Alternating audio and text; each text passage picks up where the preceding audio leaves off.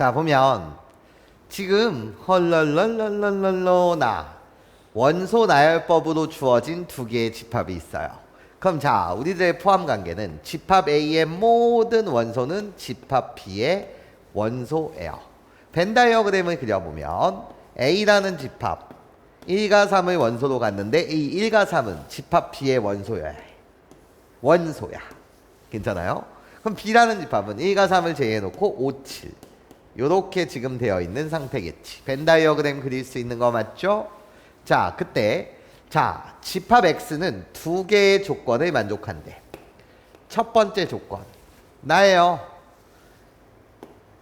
X와 집합 X와 집합 A의 교집합의 원소의 개수는 몇 개다? 한 개다라는 거야. 한 개다. 그럼 얘가 나한테 하고 싶은 말은 뭐냐? 집합 A의 원소는 이렇게 1과 3 몇 개가 있어? 두 개가 있어. 그쵸? 그런데 홀롤롤롤로 나예요. 교집합의 원소의 개수가 지금 뭐라는 것은? 한 개라는 것은 좀 자세하게 이야기해드리면 나야 집합 X와 집합 A의 공통된 원소가 딱 한 개라는 거야. 그러면 X와 A에 대한 교집합은 이 둘 중에서 1을 원소로 가질 수도 있고 또는 교집합 자체가 뭐가 될 수 있어? 3을 원소로 갖는 집합이 될 수 있다는 거지. 여기까지 선생님 말 이해할 수 있겠어? 자, 그런데 이 말을 다시 한번 원소의 입장으로 보게 되면 요거 되게 중요해요. 1이 집합 X의 원소라면 나예요. 3은 집합 X의 원소이면 안 된다라는 뜻이고, 그치? 둘 중에 하나만, 괜찮아요? 둘 중에 몇 개만, 한 개만 집합 A의 원소일 수 있다는 거야. 괜찮아요?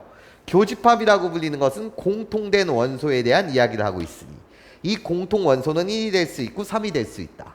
그럼 1이 집합 X의 원소라면 3은 집합 X의 원소이면 안 되고 나예요. 3이 집합 X의 원소라면 1은 집합 X의 원소이면 안 된다는 거지. 둘 중에 한 개만 이해해. 집합 A의 X의 원소가 될 수 있습니다. 괜찮아요? 이 뜻은 결국 요 이야기를 하고 싶다는 거지.